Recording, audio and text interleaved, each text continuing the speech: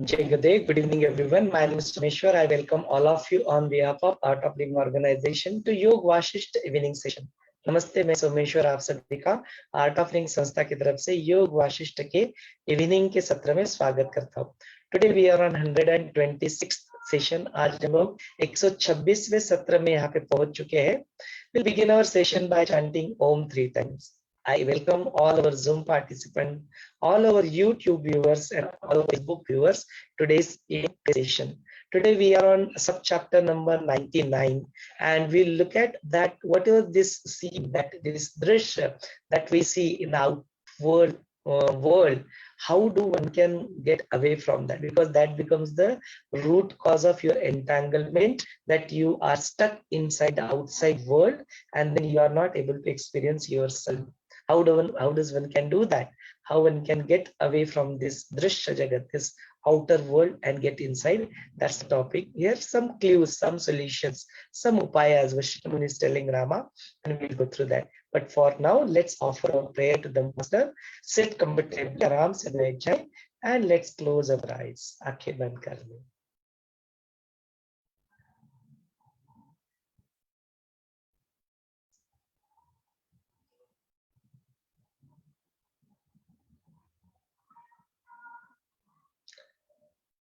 And let's bring back our attention to our breath.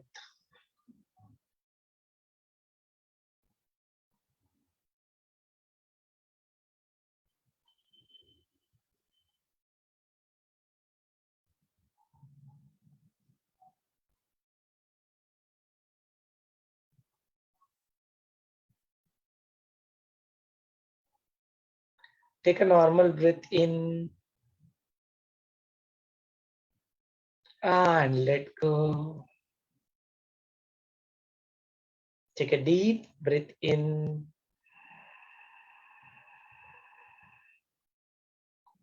and exhale completely.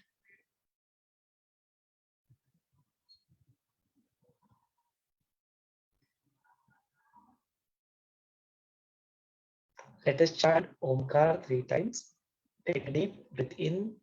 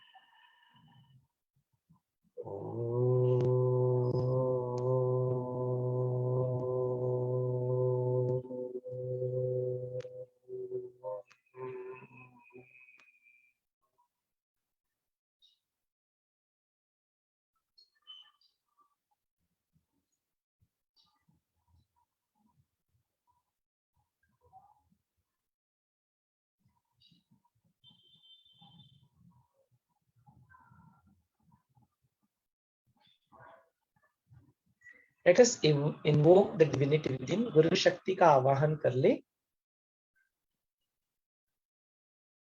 आवाहनम.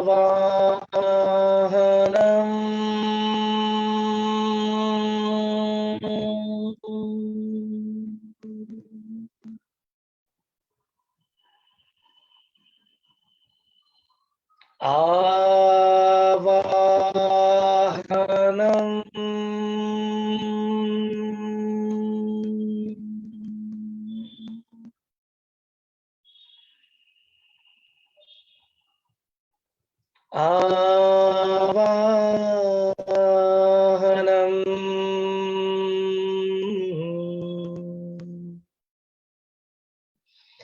पुनः पुनः सच्चिदानंद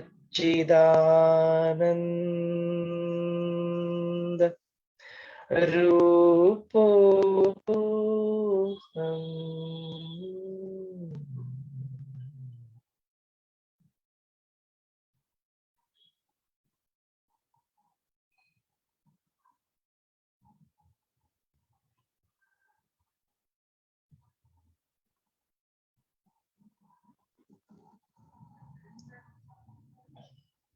गुरु वंदना कर ले। गुरुर् ब्रह्मा गुरुर्विष्णु गुरुर्देवो महेश्वरः गुरुर् साक्षात् परब्रह्म तस्मै श्री गुरवे नमः। तस्मै श्री गुरवे नमः।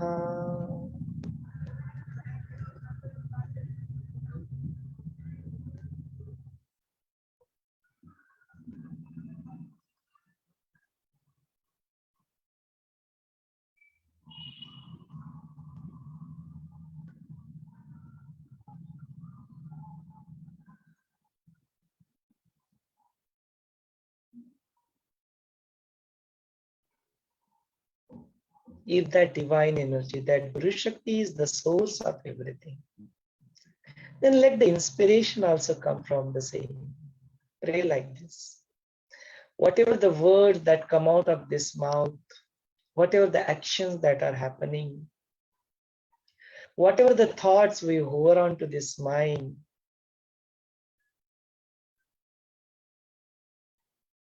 whatever the power of discrimination that arise in our intellect,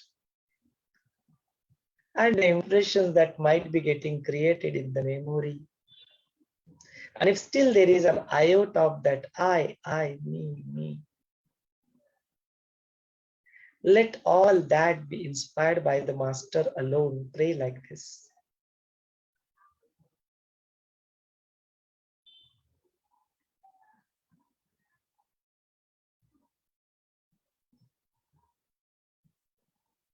If you have already experienced that there is nothing that can bind you, then let this remaining life be inspired by the Master alone.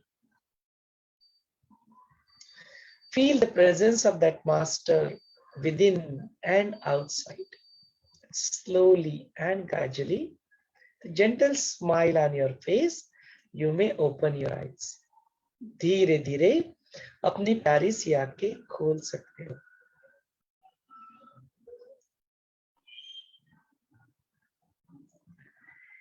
Jai Gurudev, let's continue with our session. So here the today's topic is that drish anubhava is there, whatever the through our five senses we experience this world. How do we analyze it? How do we, after analyzing, after contemplating it, how does one can get over it? How do we overcome that outer world that is appearing the way it is appearing to us?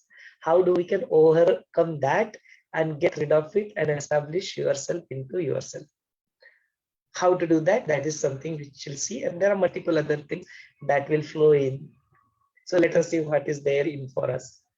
So here Vaashishtha Muni continued to address Rama, that Rama, he says that whatever the prapta, whatever the, because of your sanchit karma, your prarabdha, whatever that sukha or dukkha, the happiness or joy or the dukkha, the sorrow that has come to you, in that, whatever is there, that ansh, little bit of ansh is there, whatever is that, that is all these things are the one who is experiencing all these things, that is not going to be permanent. This is not permanent in nature. It is nashivan. It is not permanent in nature, and because of that, you consider that as a illusion, just as a mithya. And that is something which, whatever that is, if it's not permanent in nature, consider that as a mithya and think that as a asatya. It's not truth. Whatever is avinashi, whatever is there which does not diminish, which does not decrease, which does not finish, which does not end, whatever is that thing which is permanent in nature, that is what is the satya, that is what is the truth. So truth never diminished. That untruth, that asatya, that is what is there, is this mithya jagat. You see, this body doesn't remain for a long time. No? This chitta doesn't remain for a long time. The other things, whatever the feelings, that emotion that comes around us, does that stay always the same? No. The thoughts, does that stay always the same? No. It's all changing. The opinions, the judgment, the thoughts, the situations, the people, the objects, huh? Everything is changing here. See, there is nothing permanent here except that which is the source of this. So that source is the only truth. Other than that, everything else is just a mithya, just illusion. This is the only thing. You go and read any scriptures, and if you see the sar, if you see the essence of that, this is the only thing that if you do the manana, shravana, vachana, nididhyasa, this is the only thing that will become clear to you. And all the upadeshas, all the teachings of all the shastras, that is the only reason that this is it. No, there's something which is not permanent in nature is the asatya. Something which is permanent in nature is that Atma, Shiva, Brahma. The name is really immaterial. It's the name which is given by us. Don't get stuck into that name. That is the only, that is truth. No, this is the only thing. You take a gist of everything. This is what that each and every shastra will tell you. Then he says continuously, he continued to explain that if you see it from the perspective of your mind, your chitta, that something is what is created in chitta. So it is, he says that it is that desires, it is that cravings that is created, and that are also destroyable. No? That's also Ashivanta. They also can be removed from your system. So he says that then in such a case, if you can really able to remove your ichchas, you remove your cravings, you remove your aversions, so why to go and get entangled into it again and again? It's the same thing after that, going and experiencing that desires and craving. At the end of the day, again you will go and experience the sorrow only. Then even if this ichchas, these desires, this craving happens to give you a joy, that joy also will be there for only limited period of time. Then while after knowing this, after realizing this, why do you get entangled into it? No? Why to get stuck into that, which is going to give you just a temporary pleasure? So he says these are all the different vikaras, all the shanripus, different vikaras such as kama, krodha, lobha, mada, moha, matsara, all this greed, entanglement, jealousy, pride, all these different vikaras, distortions that come into existence is purely because of your desires and cravings or your aversion towards this one. But if you look at it from the perspective of the spirituality, and from the look at it from the perspective of the Adhyatma, and look at it from the perspective of that soul, that Atma, that consciousness, it is beyond all these things. That is there. There are no ichchas, there are no cravings, there are no aversions. No, he's completely away from this. So whenever you look at this outward, this scenery, whenever you look at this, all this, contemplate about it, you continue to contemplate on this, do this treatment, do this chikitsa, do this analysis of this thing. Oh, this is how it is, this is how it is, this is how it is. He said that if you look at it from the perspective of that aham also, that I-ness, that kartapan, that doership, that comes into picture. If you see it from that etc., all these words also, or the doership, or the one who experienced that pain, that bhokta, etc., all these emotions also, from where it will come. When the aham itself is mithya, the aham itself, I will not be there at that sthiti of atma bhavana, self-realization. From where does all these different emotions also come? So then if you see in, do you do the drop all these things? If you do the nishad, you drop all these things, then obviously all the other kriyas, that actions, that also, what will say, if somebody says that okay, then it will not also be remaining, then how do I live on this planet? How do I perform all my day-to-day activities? Somebody asked like this. So he says that even if you do the nisheda, even if you drop all these things, the one which is the source of all these things never diminish. It will always remain.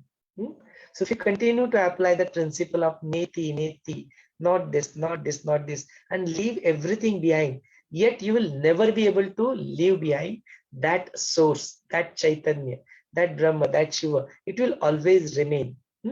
So whatever you are dropping, that mithya, that illusion, that matter, padartha, vastu, things, all these things you are continuing to drop everything.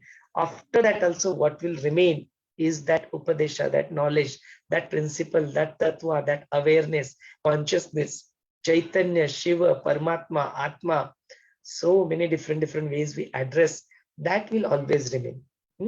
Whether you call it with these names or you don't call it this in these names, it is immaterial to that. That will always remain. So after, even after, and then how it will be? It will be beyond the ability of expression, anirvachaniya.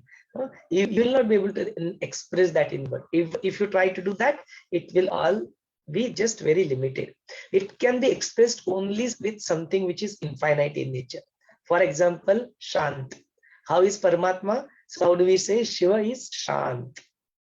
He's just Shant. So Shant, is Shanti limited? Can we quantify? Okay, 1 kg of Shanti, 2 kg of Shanti. Can we quantify 2 meter, 3 meter Shanti? Can we quantify that? Shanti is infinite. Peace is infinite in nature.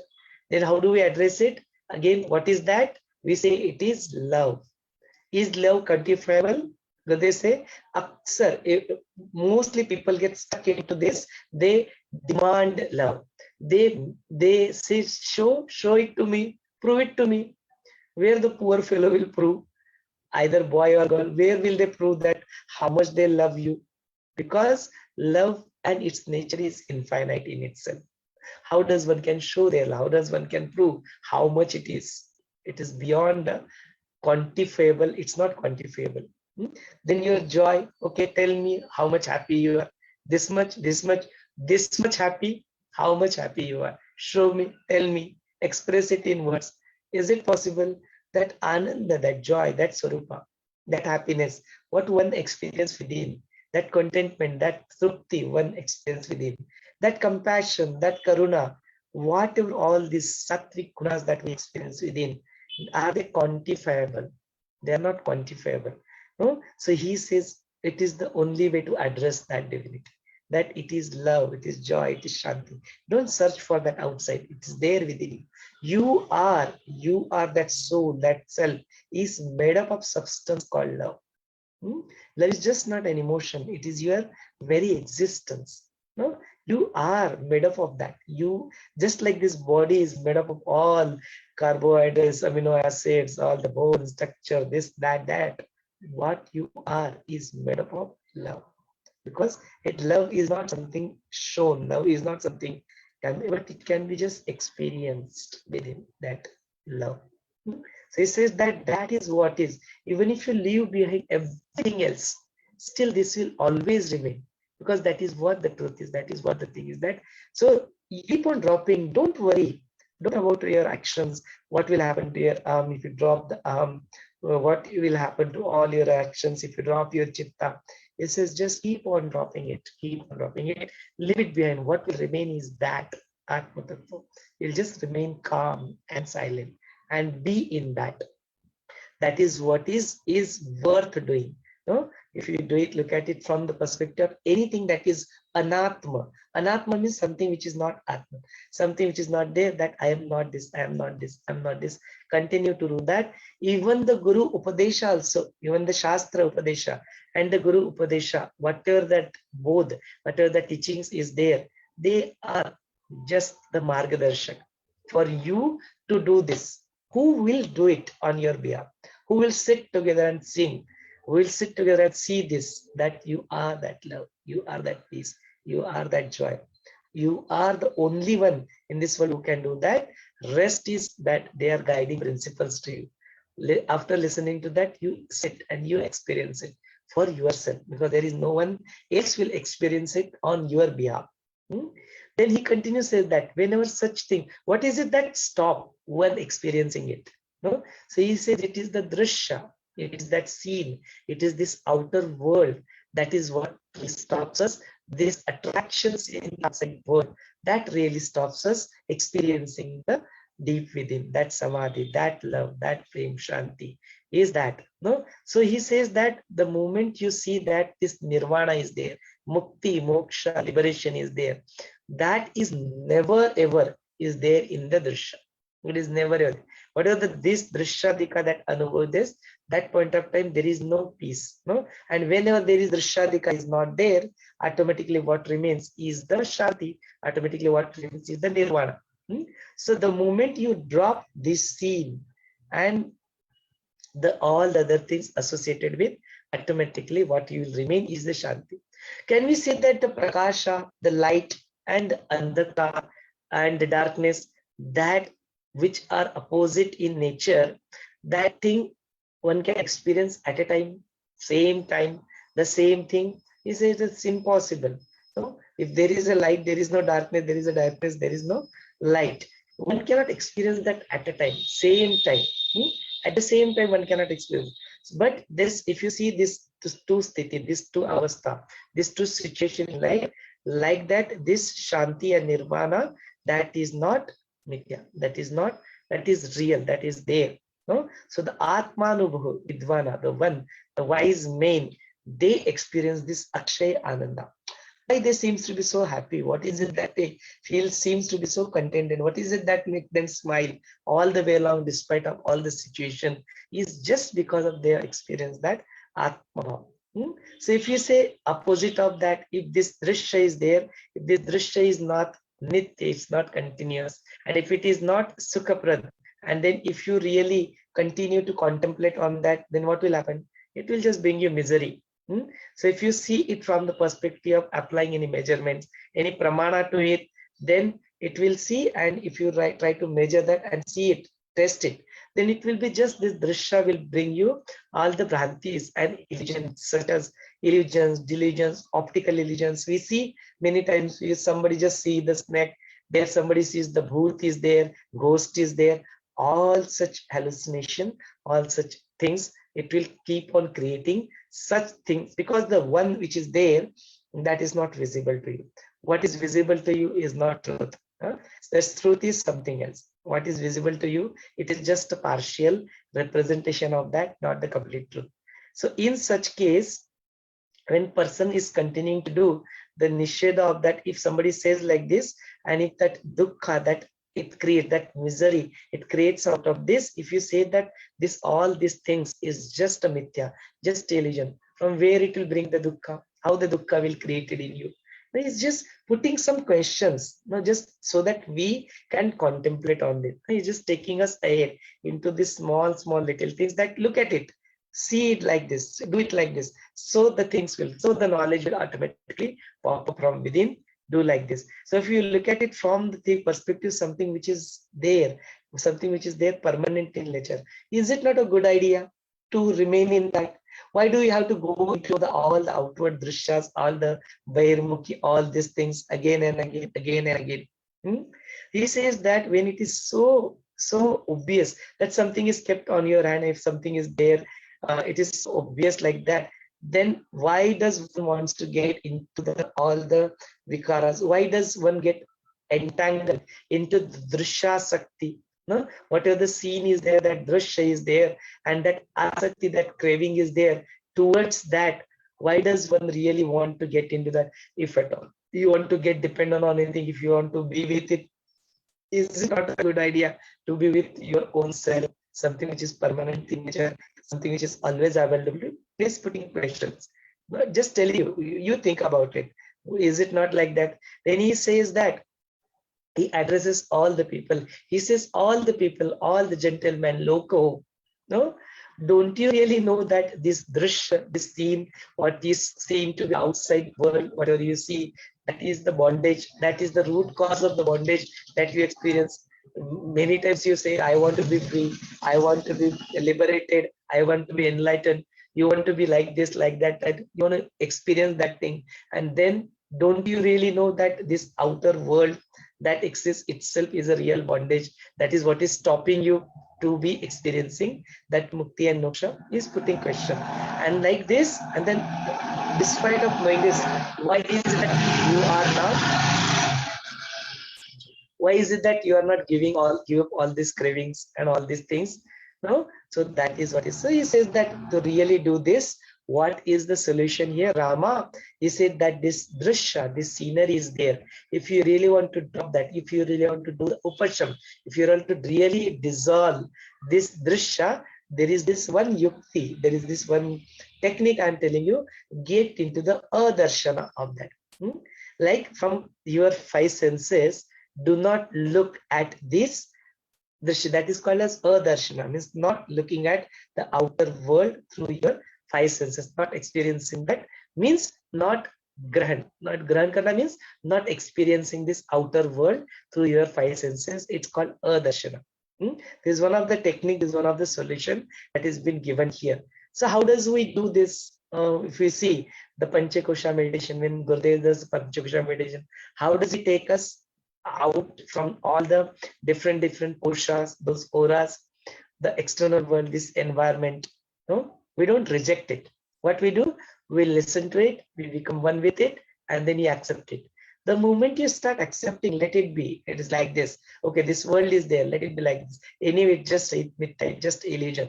Let go. Let it be. You accept that as it is, without any contemplation, without any judgment about it. You accept it. So all that noise, all that is what is going on outward, you accept it. It will just leave you. It will not bother you anymore. Then you start focusing on your body. You see this body also has a drishya. No, not drishya is not just outer world. Huh? This sharira, this body also you look at it as a drishya. You contemplate. This is what you do in yoga nidra. What do you do? You focus your attention here, there on different body parts. You make this body also drishya. Then who is looking at it?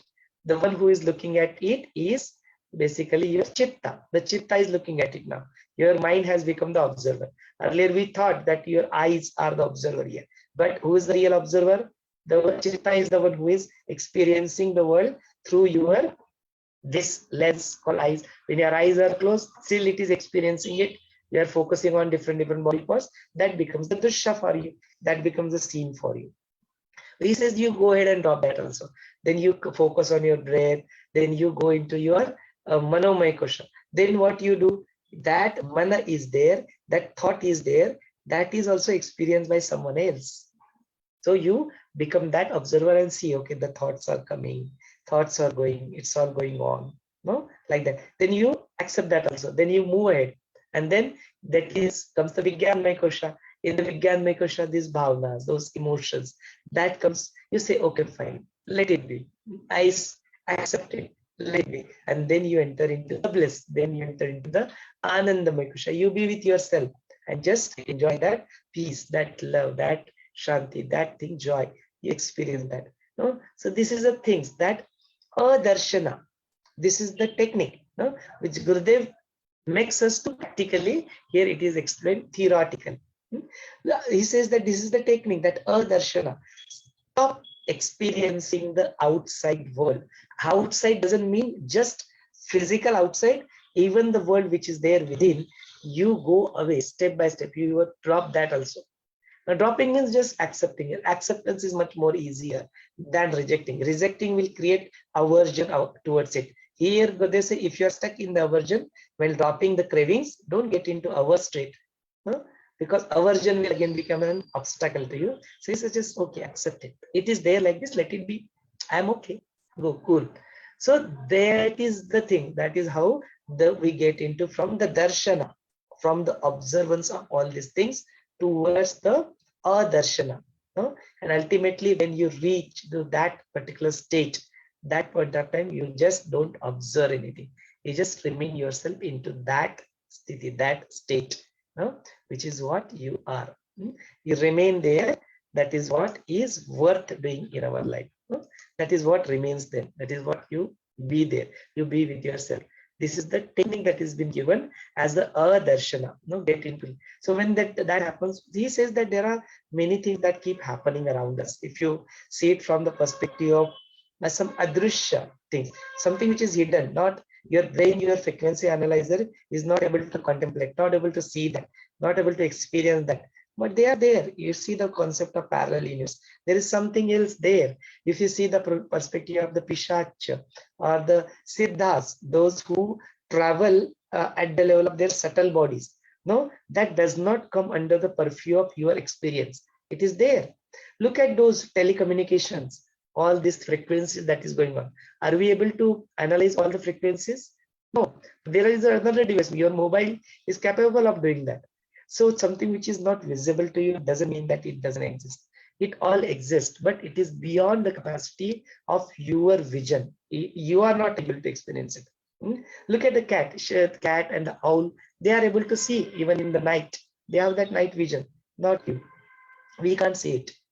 Even the krutrim, that man-made cameras and the microscope and all that, they are able to see that what is going on. So that is what is it. You really focus on that and see what is their reality. So he says that get out of that drasha, shanti of drasha, using the technique of adarshana.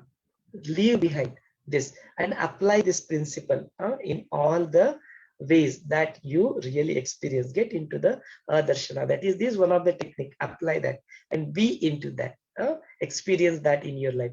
He continued to explain that when one goes and does that, the other things that comes into picture, that also you really need to look at. How do you do that? So he says that whenever we experience that samvida, that samvida means what? Jani. Jani means it is just a pure consciousness, just an awareness, that is called as samvit here.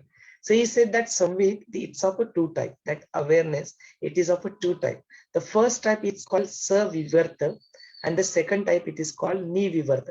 So if you see it from the perspective of the other things, that this is called as savivarta, means it appears, that same chetana, that same consciousness appears to you in the form of something which is visible in nature. Something which is, for example, this world, something in the form of matter, something have a form, it expresses into in that form. It's the same thing, same Chaitanya. It's called Savivarta. And then the other one is called as Nivivarta, means it does not expresses itself into any of such form. It expresses just it is there. So if you look at it from the Savivarta perspective, it is the Padartha Rupa, the forms, and then the Arupa, something which is beyond, something which is not the matter, something which is beyond that. It's just that Ananda Sarupa, just that joy, that thing that is there, Shant Ashubda, that city, that peaceful state of your being, that is called as Nirvivarta, means there is no akara there.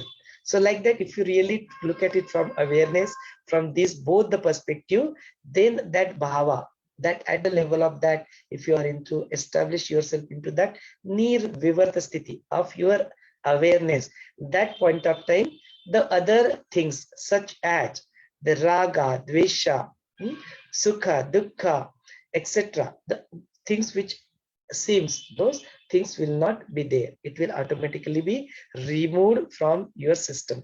It will cease to exist. All such things, different things, it will cease to exist.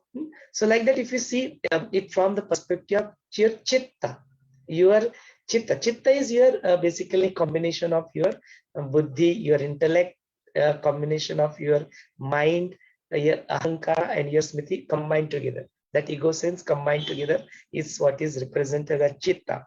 If you see it from the chitta's perspective, and that thing, that if you really want to make that chitta experience that total peace, that total joy within you, that you start looking at the things just like that small kid. That small kid experiences that, okay, there is this bagul bua, there is something that we say, okay, there is this illusionary things, we show a threat, to make the kid calm, or somebody will come, some ghost will come, some bua will come, some baba will, whatever, all these things, this illusionary threat is what we say. It is say this outer world, these things at the level of chitta, it is no more than that. It is simply the same thing that has been expressed here, that has been shown here, but you really get over these things and do not get yourself entangled into all such feelings. Don't get entangled into all such feelings. Just remain calm and quiet and continue to experience what you are experiencing. So he says that Rama, that I have earlier told you that this Jagat, this is there. And if you look at it from the perspective of this Bhranti, look at it from the perspective of this as just an illusionary world, then if you just remember it, just experience that thing also, then you really see is from the perspective of that the outside world, that Bahya world, that is really not the one which is worth experiencing. That the one which you are experiencing is that Saumya, that Sthiti, that Ahanta Brahm automatically will leave you from there. It's just that you see that whatever is there outside world, is it worth looking at it? Is it really worth going into this? Then automatically it will drop. It will just leave you around. So he says that it is that sthiti of the one who has established into this situation, that Atma Vishranti, that Mauni Purusha, how that sthiti will be there. How does one experience that thing in their life? How do they behave? So they continue to say that if you look at it from that perspective, he says that Rama, if you look at it from the perspective of that Sanmatra Sthiti, that thing, they will be like, just like if there is a drawing, and how does the drawing has some, it depicts somebody, how does they will appear? So he said they will appear just as if they don't exist there. So they will be there, they will continue to do that thing, or just like in Pashana, just like a stone. Does stone react to you? Or just like the one who is there in a completely sushupti, the one who is completely in a deep sleep. Do they react to you? Do they respond to you? He says no. The one who is there completely established into this Atmava, there all the ichhas, all their desires, all their aversions, all their cravings have completely dropped into it. No? So he says that this is another solution that has been told to us. What is the solution? He says that the root of all these things are your ichhas, no? All your cravings, all your vasanas, that wanting to do something in your life are the one which are those things. So you leave behind. You don't worry about all these things. Don't get entangled into all these things.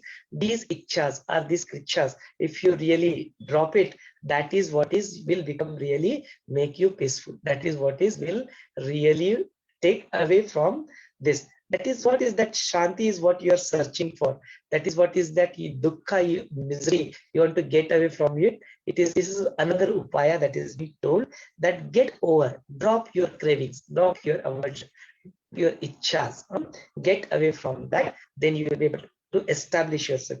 Recently, in one of the knowledge that we saw, there was this topic on the desire and the joy. And then there is also in Shiva Sutta, if you see, there is this technique, there is this sutra, shloka called Ichha Shakti Umakwari. It says that this Ichha desires will only give you hope of joy, but it will never give you that. It will never ever give you the real joy. He says that the story goes like this, that Shiva is there, who is there in the Kailasha. Kai means Lash means ullas, happiness, joy. Kai means infinite in nature. It is where it is there where the Shiva is there. So Shiva is that infinite source of joy, which is what you are. Then what is it that Ichha Shakti, that Ichha, that desires? It is said that it is that Kanya Kumari which is sitting at the bottom. There is a temple, and that Kanya Kumari is sitting over there. He said that what is it that she wants? She is always doing the japa. Of whom? The Shiva. She wants to meet the Ananda. She wants to experience the Ananda, happiness. But that is never going to be possible, because when the Shiva starts with, he wants to get married, and he starts from there. He says that at 25 kilometers away from Kanyakumari, there is a place called Shuchindram, that Shiva is just standing there, along with all the other ganas, and they never get married. So this is a story that what it depicts is that your ichha, your desires, it will just give you hope to be happy sometime tomorrow, sometime in the future, but it will never fulfill that. The moment your desires fulfill or unfulfilled, they will bring you misery. The moment your one desire is fulfilled, it will come and bring the another desire to you. And this vicious life cycle of desires will continue to that. So if you really want to experience that misery, drop that misery, you want to experience that dukkha shanti, that shanti, that peace of your mind, you really need to go and drop these desires. So then he also gives another sutra here. He said that, is it really, does desires come, ask you and come into your life? No, desires don't come you, they just appear. No, does thoughts ask you and come? And they just appear, they come. So like that also ichhas, the desires come to you. So then if you try to reject it, then that also will become a problem. No, rejecting the desires will become the aversion, and if you are in aversion, that state, then again you are not free, then you are bound by the aversion. So he said that look at that Ichha Shakti as Devi. No, we see it is at Devi. Ichha Shakti is Devi. So if you see it in the form of Shakti, in the form of Devi, goddess, then you will not have an aversion to it. You just, okay, let it be. Let these ichhas come. Let these cravings, desires come. Let it come. I will just observe it. I'll accept it and leave it prevent. I will not get entangled into it. No, and that itself is the blessing. The blessings to the Kanyakumari was basically, if she is married, then she will lose all the power and she will not be able to kill the demons. No, so she remaining unmarried Kumari. Kumari means unmarried, virgin. So if she remains virgin, she remains unmarried. That is the only Vardhana, that is the Shakti, that is the power that she has. So Ichha Shakti is Uma Karma. It will always remain Kumari. It will never meet the Shiva.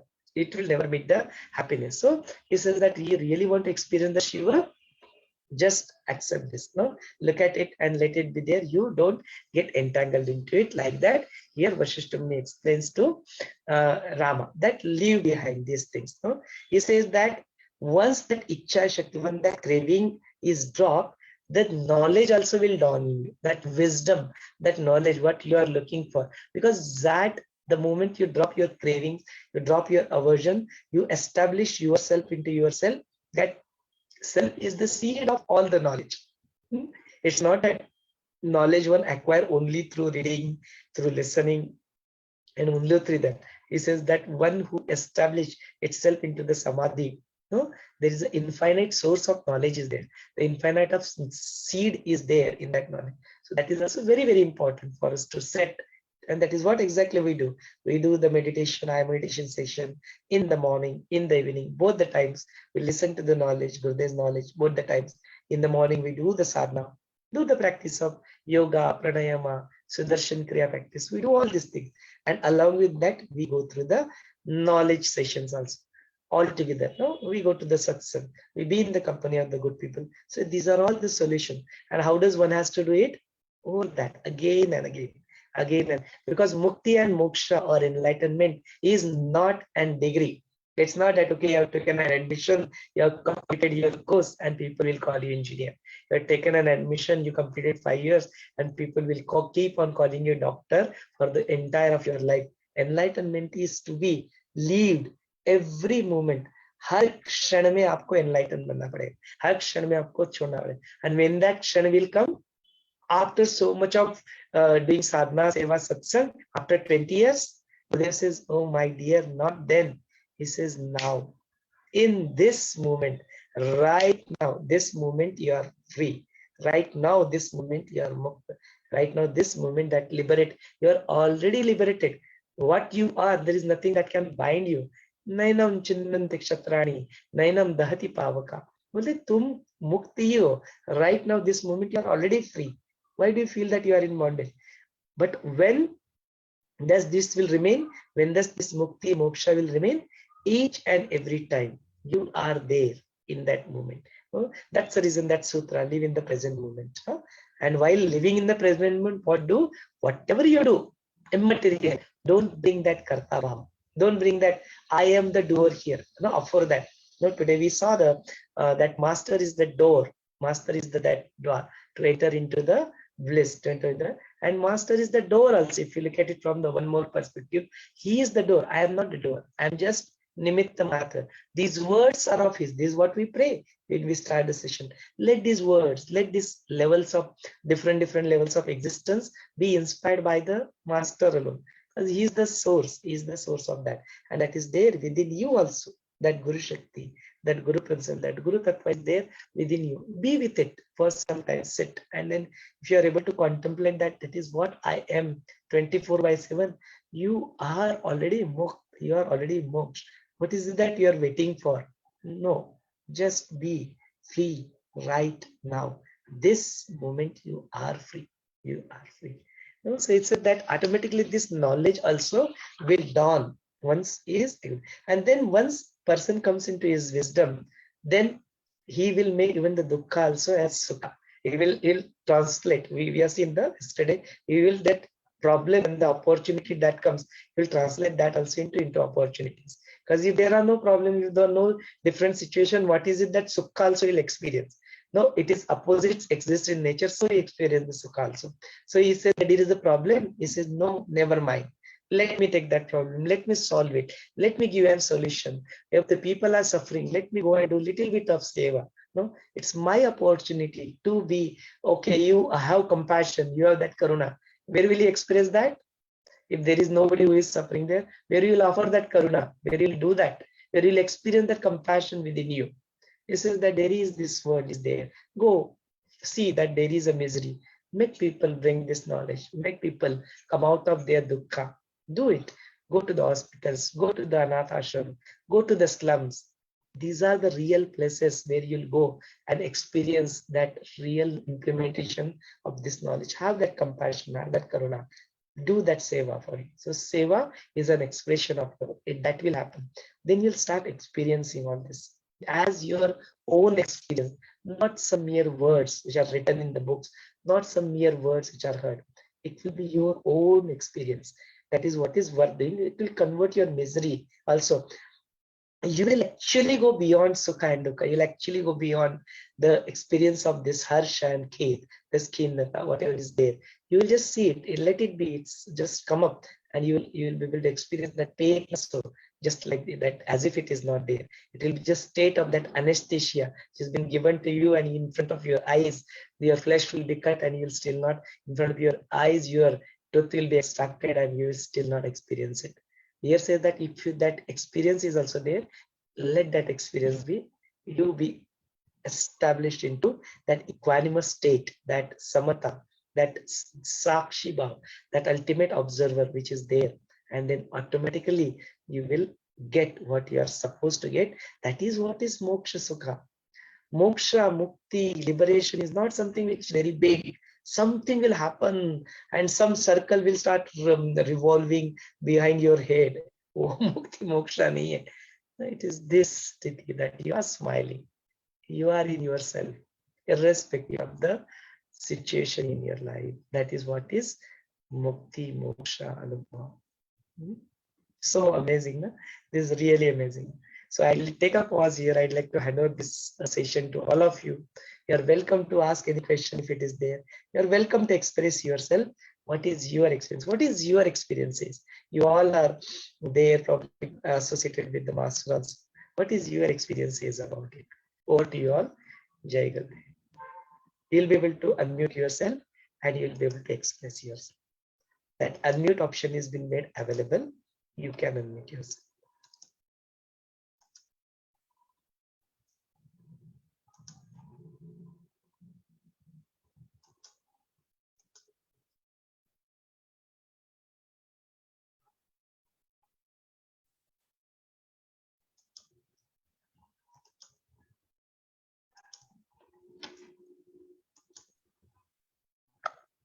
हाँ विठल जी, आप कुछ कहना चाहते हैं?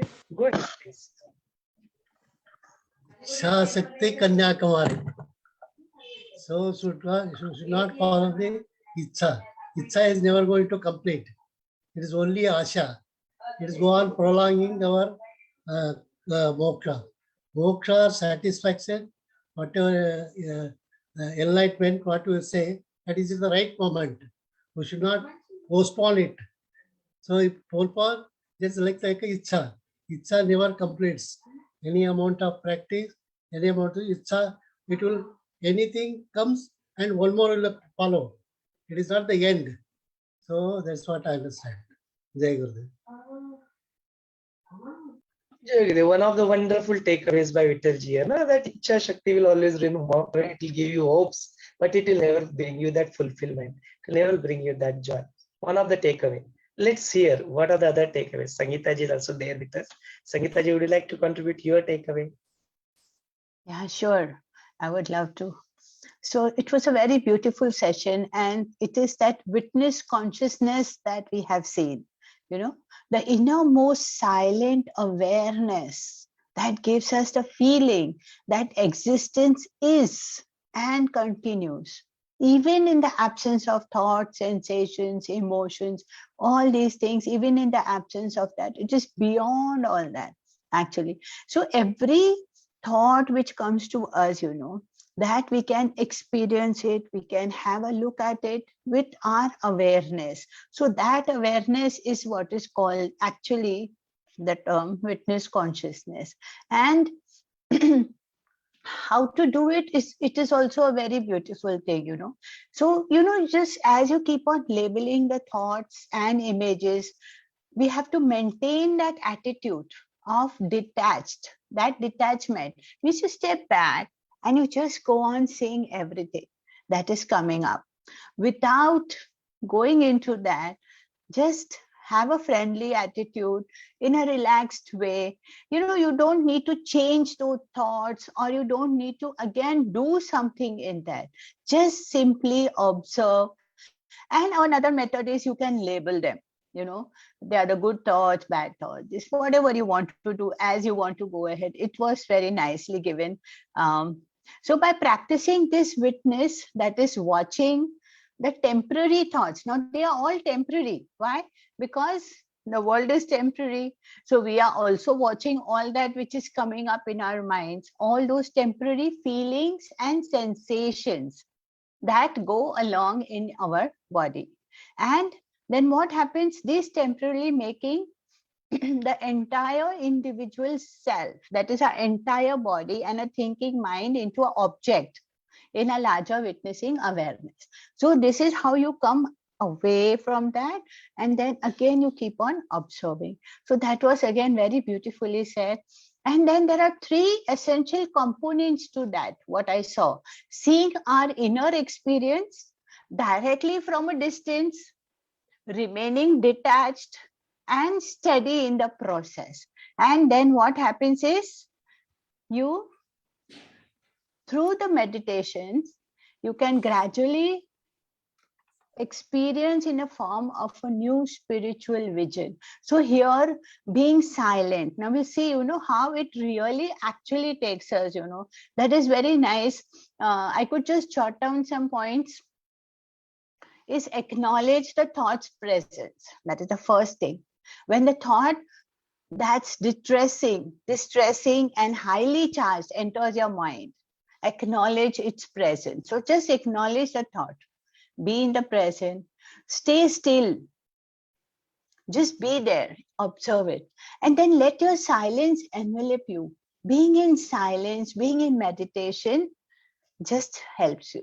And then slowly you can return to the present moment, because what the thought is doing to you, it's taking you aware. Any desire, any thought, anything, it's taking you ahead outside. So with that, again you come back to that. That is what is pure consciousness, and that is the spiritual essence. So being infinite and unbounded, it's also the pure joy. So that is what it is. And the infinite silence, the perfect balance, that is what we saw, the equanimity, simplicity, and bliss. That is the essential nature. And our essential nature is one of our pure potentiality. So that is what it is. And being in the witness and everything, what happens? It becomes very smooth and clear. So whatever you see, remember, whatever you learn, whatever you think, whatever you experience, you know that it is all just sensations, and that in the presence of that witnessing. So that is what it is. So it's a very beautiful, there are so many other takeaways also with this. But I would really allow others also to go ahead and take a chance and talk, so that we can continue in the next round. Thank you, Someshwarji. It was a really very beautiful and enlightening session. Fantastic takeaway by Sangeeta ji. हाँ रमा जी बोलिए. Go ahead. My takeaway is the patience. sorrow will come, joy will come. Keep patience, because all these are impermanent, not permanent. All these will come and they will go. So keep patience. If I may become sick, then if we become disturbed and don't endure this, then we should keep patience. So in Vedanta, there are three three S. That means Sahan Sakti. Keep patience. And all will come and it will go. All these are impermanent. And you are only the permanent. Your self is only permanent. So why should worry? Keep patience. This is my takeaway. That was wonderful. So while doing it, whatever happens, just look at it and have a patience. That's wonderful thing. Which are other takeaways? Anybody else? Pallavi ji, Savita ji, Rohini ji, निर्मल जी, आपको कुछ बोलना है?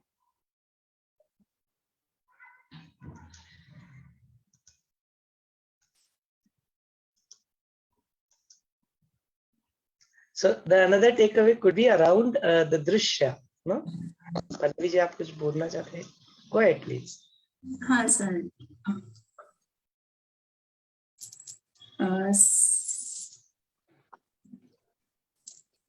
Sir मैं योगा का study कर रही हूँ, तो उसमें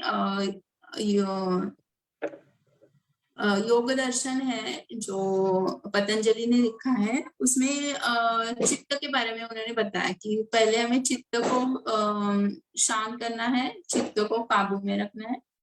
तो उसके लिए उन्होंने फर्स्ट बताया कि चित्त वृत्ति निरोध, कि चित्त की वृत्ति को हमको निरोध करना है, तभी हम नेक्स्ट स्टेप आप कर सकते हैं.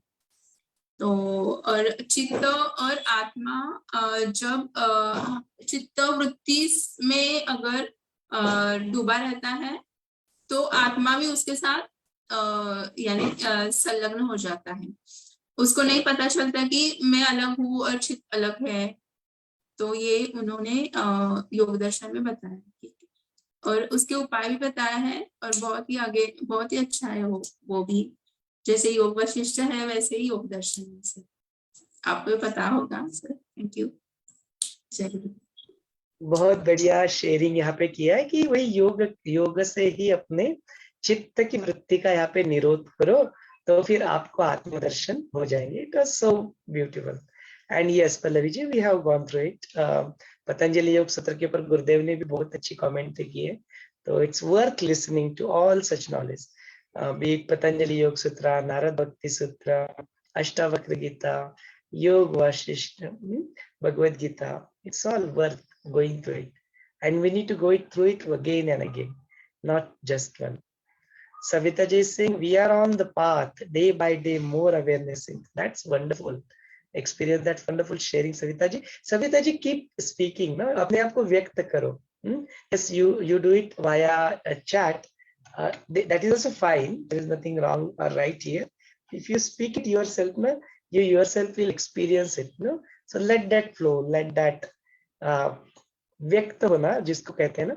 So आप और लैंग्वेज का कोई बंधन तो है नहीं. Can experience in any language of your choice. Keep speaking. Any other takeaways? I was talking before Pallavi ji was saying, I was talking, there is another takeaway related to the drishya also. So this drishya is there, now this scene is there. So we really need to analyze it from a perspective of, because unless and until you are entangled into this drishya, you will not experience yourself. Because and then this drishya is not just there, which is outer world. That drishya jagat world is what we say. It is there inside also. No? In this body also there is another drishya. So if you need to see this drishya, and contemplate on that and leave that thing behind. Not dropping also. Dropping will create the aversion. Not dropping, accepting is the good way of dropping it really, and say accept it the way it is there, and then move behind. And then once you are gone beyond this, all the drishyas, and establish yourself into the ultimate observer. That is what is that Atma Bhavasthiti. That is what is there. So this was another takeaway. It's just Drishya is also Maya. Yes, absolutely. Because this what is there, Drishya. Whatever is there visible, what is the truth that is not visible. So if something is visible to you, it is obviously not truth. We don't see the, what we see is only partial. It's just an illusion and it is Maya. I agree with you, Savita ji. So Bhaiya, time is also the important factor. Gurudev says, when good time comes, then all the good things all the good opportunities will come to you. And you will face, you will overcome all the bad things. Then good things, that's the connection with you and others, satsangi. So this time is also come, may also come. No? Yeah. Time is also the factor. Yeah. So if you look at it from the perspective of just not just time, time, समय जिसको कहते हैं, दिशा, the direction, just जिसको हम लोग एक boundaries कहते हैं, no? So disha is that boundary, that some space, no? So disha is there, then you have this time, no? And then you have disha, kal and sthal, the location, all these things which are there, they are measurable, right? Something which is measurable. But the one which you are is beyond all this. Kalatit कहते हैं, Kalatit, Mahakal, Kalo ka Kal, या Kalatit, जो which is beyond time, which is beyond disha, which is beyond Kal, which is beyond sthal, which is beyond boundaries. Anant कहते हैं ना, which is beyond the birth and death. Ajanma कहते हैं, beyond form, Nirakar कहते हैं. Something which is beyond this, something which is love, something which is ananda, something which is peace.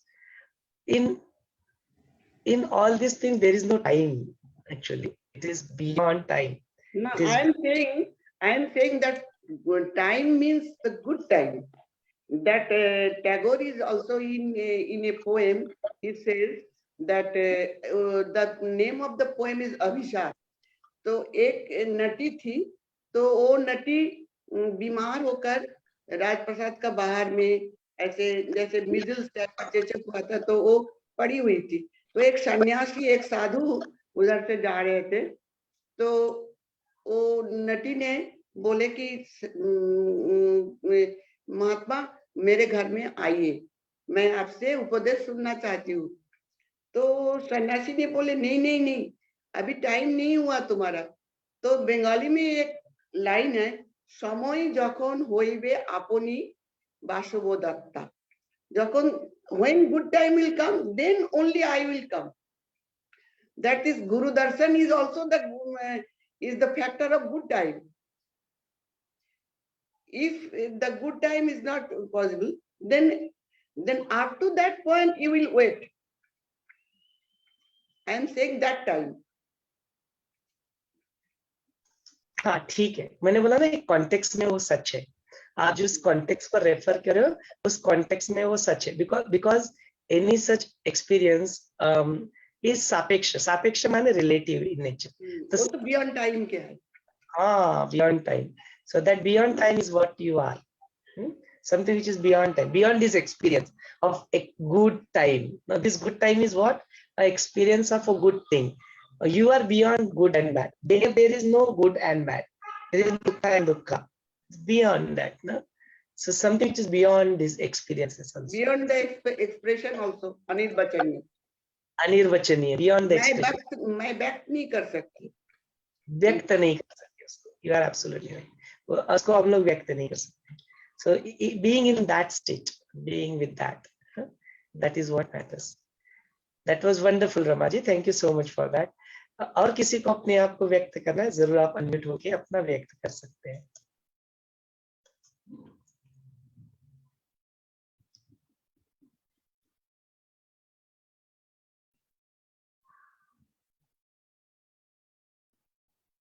If not, then we'll conclude this today's session. आज के सत्र को यहीं पे रोक लेते हैं. जय गुरुदेव. Let's meet tomorrow.